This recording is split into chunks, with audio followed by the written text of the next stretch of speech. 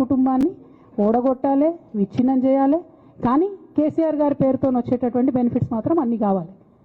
మరి ఇటువంటి వారిని నా రిక్వెస్ట్ కేసీఆర్ గారితో, కేటీఆర్ గారితో, వారిని మీ పక్కన పెట్టుకొని నిజం మాట్లాడే నన్ను బయటకు పంపితే మరి పార్టీ బాగుంటుందా? దయచేసి ఆలోచన చేసుకోండి. నేనేమంటున్నా రామన్న మిమ్మల్ని అంటే,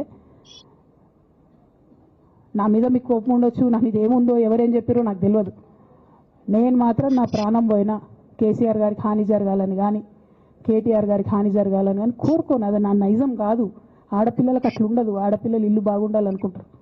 నా మనసుకి ఎంత గాయం అయితే, నాకు ఎన్ని అవమానాలు అయితే, నాకెంత ఇన్సల్ట్ అయితే, నా మీద ఎన్ని కుట్రలు జరిగితే నేను ఇట్లా మాట్లాడుతున్నది నా బాధ, ఇది నా ఆవేదన. నాన్న చూస్తలేరేంది వీళ్ళని అన్నది ఆవేదన, చూసుకుంటే క్షమిస్తారేంది, ఇంకెన్నిసార్లు క్షమిస్తారు అన్నది నా బాధ. అంతే తప్ప నాకేం కోపం ఉంటుంది? ఎందుకు కోపం ఉంటుంది?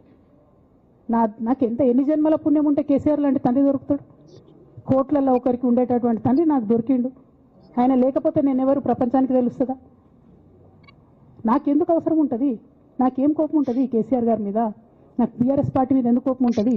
నాకు 27 సంవత్సరాలు ఉన్నప్పుడు నేను నా కొడుకుని, చిన్న పిల్లగాన్ని పసిగుడ్డుని ఎత్తుకొని ఇక్కడికి వస్తే ఆ రోజు నుంచి ఈ రోజు వరకు నేను రోడ్డు మీదనే ఉన్నా, ఉద్యమాలే చేస్తున్నా, పోరాటాలే చేస్తున్నా, తెలంగాణ ప్రజల కోసం పనిచేస్తున్నా. 2014 నుంచి అధికారంలో ఉన్నప్పుడు కూడా నా ఇంటి దర్వాజాలు ఎప్పుడు తెలిసే ఉన్నాయి. ఇక్కడున్న మీడియా మిత్రులందరికీ తెలుసు. అధికారంలో ఉన్నా లేకున్నా నేను ఇట్లనే ఉన్నా. అధికారంలో ఉన్నప్పుడు నన్ను ఏమి సాగనీయకుండా నన్ను ప్రతిపక్ష ఎమ్మెల్యేని చూసినట్టు, ప్రతిపక్ష ఎంపీని చూసినట్టు చూసినా నేను ఇట్లనే ఉన్నా, ఓపెన్ మైండ్తోనే ఉన్నా. నేను కోరేది ఒకటే, కేసీఆర్ గారి ఆరోగ్యాన్ని కాపాడండి రామన్న, పార్టీని కాపాడండి, పార్టీలో ఉన్న కార్యకర్తల్ని కాపాడండి, అందరు బాగుండేలాగా ప్రజా సమస్యలు తీసుకోండి. నాకు అంతకుమించి కావాల్సింది ఏం లేదు.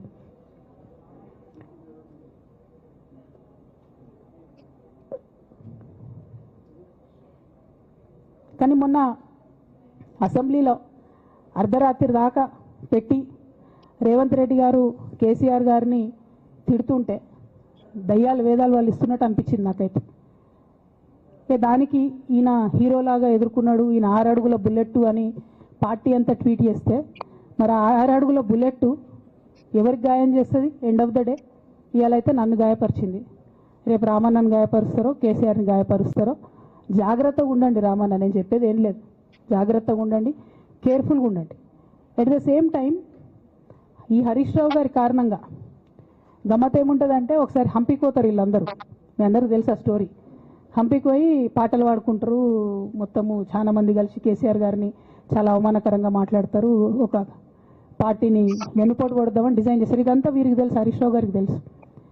నేను ఆ రోజు సాక్ష్యం ఉన్న హరీష్ అన్న వచ్చి లిటరల్లీ రామన్న చేతులు పట్టుకొని, అరే మామయ్యకి ఎప్పుడు సింక్ ఆర్ సేల్, నేను మామయ్యతోనే ఉంటా అని చెప్పి అక్కడ మాట్లాడుకున్న వాళ్ళందరినీ పెద్దసారి దగ్గర అవుట్ చేసిండి. ఆ తర్వాత పర్యవసానంలో ఈటల రాజేంద్ర అన్న బయటికి వెళ్ళడం. ఈ మహానుభావుడు వల్ల జగ్గారెడ్డి దగ్గర నుంచి మొదలు పెడితే, చెరుకు శ్రీనివాసరెడ్డి ముత్యంరెడ్డి అన్న కొడుకు దగ్గర నుంచి మొదలు పెడితే, రఘునందన్ రావు గారు, మైనంపల్లి గారు, విజయశాంతి గారు, విజయరామారావు గారు, ఆయన పాత పెద్ద ఆయన ఉండే ఈటల రాజేందర్ గారు, వీళ్ళందరూ పార్టీలోకి వెళ్ళి పోయినారు కదా. పోలేదా? ఇవన్నీ హరీషన్న చేసినాయి కాదా? ఆనాడు దుబ్బాక ఉప ఎన్నిక ఎందుకు ఓడిపోయినాం? దుబ్బాక ప్రజలకు ఇప్పటికి కూడా గుర్తుంటుంది. వాళ్ళందరూ ఒకటే మాట చెప్తారు, ఈయన సిద్దిపేటకు తప్ప రూపాయి రానియాడు దుబ్బాకకు, ఈయన వచ్చి ప్రచారం చేసిండు కాబట్టి మేము ఓటేయాలని ఓపెన్గా చెప్పారు ఆనాడు ఎన్నికలలో. దానికి ఏం రాపించుకుంటాడు ఈయన పేపర్లల్లో? ఒంటరి పోరాటం చేసి ఓడిన హరీష్ రావు. అసలు ఓడిపోయిందే మీ వల్ల కదా. మీరు మీడియా మేనేజ్మెంట్లో సూపర్ అలా డౌట్ ఏం లేదు. రామన్న యూట్యూబ్లు మేనేజ్ చేసి నా మెయిన్ స్ట్రీమ్ మీడియా మేనేజ్ చేస్తాడు, అంతే, అంతకుమించి వేరే ఏం లేదు. నేను రామన్నని రిక్వెస్ట్ చేస్తున్నా, మీరు కూడా ఆ స్కిల్ నేర్చుకోండి అన్న. అట్లనే ఈటల రాజేందర్ గారు ఉప ఎన్నిక దగ్గరుండి హరీష్ అన్న గెలిపిలేదా అండి ఈటల రాజేందర్ని? ఆనాడు పీసీసీ అధ్యక్షుడిగా ఉండి రేవంత్ రెడ్డి గారు ఏమంటారు, కాంగ్రెస్ పార్టీ ఓడిపోతుంది ఇడా అని చెప్పి ఆయన ముందే డిక్లేర్ చేసిండు, ముందే చేతులు ఎత్తేసిండు. హరీష్ అన్న ఆడ పోయి కూర్చొని మరి ఈటల రాజేందర్ అన్నని గెలిపించొచ్చిండు. ఈ బంధం రేవంత్ రెడ్డి గారిది, హరీష్ రావు గారిది అప్పటి నుంచి కొనసాగుతుంది, కొత్త బంధం ఏం కాదు ఇది.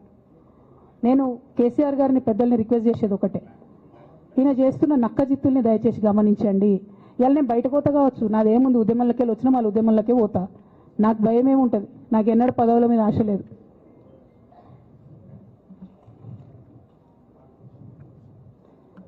పార్టీ నుంచి వచ్చిన ఎమ్మెల్సీకి స్పీకర్ ఫార్మాట్లో చైర్మన్ గారికి నేను పంపుతా ఉన్నాను రాజీనామా పత్రాన్ని. అట్లానే బీఆర్ఎస్ పార్టీ ప్రాథమిక సభ్యత్వానికి కూడా గౌరవ పెద్దలు కేసీఆర్ గారికి రాజీనామాను పంపుతా ఉన్నాను. దీన్ని మన రావుల చంద్రశేఖర్ రెడ్డి గారికి తెలంగాణ భవన్